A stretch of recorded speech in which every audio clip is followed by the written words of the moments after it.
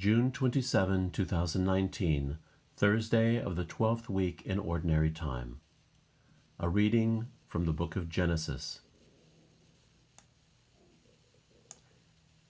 Abram's wife Sarai had borne him no children. She had, however, an Egyptian maidservant named Hagar. Sarai said to Abram, "The Lord has kept me from bearing children. Have intercourse, then, with my maid. Perhaps I shall have sons through her." Abram heeded Sarai's request. Thus, after Abram had lived 10 years in the land of Canaan, his wife Sarai took her maid, Hagar the Egyptian, and gave her to her husband Abram to be his concubine. He had intercourse with her, and she became pregnant. When she became aware of her pregnancy, she looked on her mistress with disdain. So Sarai said to Abram, "You are responsible for this outrage against me. I myself gave my maid to your embrace. But ever since she became aware of her pregnancy, she has been looking on me with disdain. May the Lord decide between you and me." Abram told Sarai, "Your maid is in your power. Do to her whatever you please." Sarai then abused her so much that Hagar ran away from her. The Lord's messenger found her by a spring in the wilderness, the spring on the road to Shur, and he asked, "Hagar, maid of Sarai, where have you come from, and where are you going?" She answered, "I am running away from my mistress Sarai." But the Lord's messenger told her, "Go back to your mistress and submit to her abusive treatment. I will make your descendants so numerous," added the Lord's messenger, "that they will be too many to count." "Besides," the Lord's messenger said to her, "you are now pregnant and shall bear a son.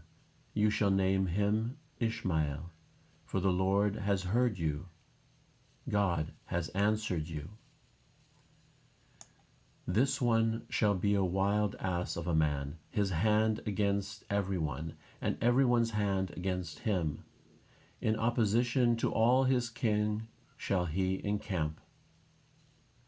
Hagar bore Abram a son, and Abram named the son whom Hagar bore him Ishmael. Abram was 86 years old when Hagar bore him Ishmael. The word of the Lord. Give thanks to the Lord, for he is good. Give thanks to the Lord, for he is good, for his mercy endures forever. Who can tell the mighty deeds of the Lord, or proclaim all his praises? Give thanks to the Lord, for he is good. Blessed are they who observe what is right, who do always what is just. Remember us, O Lord, as you favor your people. Give thanks to the Lord, for he is good.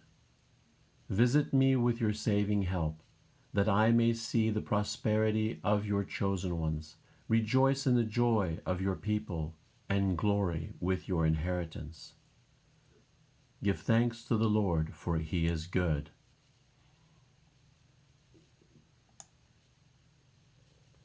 Alleluia, alleluia. Whoever loves me will keep my word, and my Father will love him, and we will come to him. Alleluia, alleluia. The Gospel according to Matthew. Jesus said to his disciples, "Not everyone who says to me, 'Lord, Lord,' will enter the kingdom of heaven, but only the one who does the will of my Father in heaven. Many will say to me on that day, 'Lord, Lord, did we not prophesy in your name? Did we not drive out demons in your name? Did we not do mighty deeds in your name?' Then I will declare to them solemnly, 'I never knew you. Depart from me, you evildoers.' Everyone who listens to these words of mine and acts on them will be like a wise man who built his house on rock. The rain fell, the floods came, and the winds blew and buffeted the house, but it did not collapse. It had been set solidly on rock. And everyone who listens to these words of mine, but does not act on them, will be like a fool who built his house on sand. The rain fell, the floods came, and the winds blew and buffeted the house, and it collapsed and was completely ruined.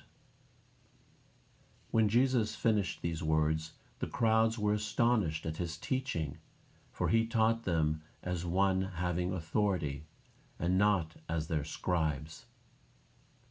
The Gospel of the Lord.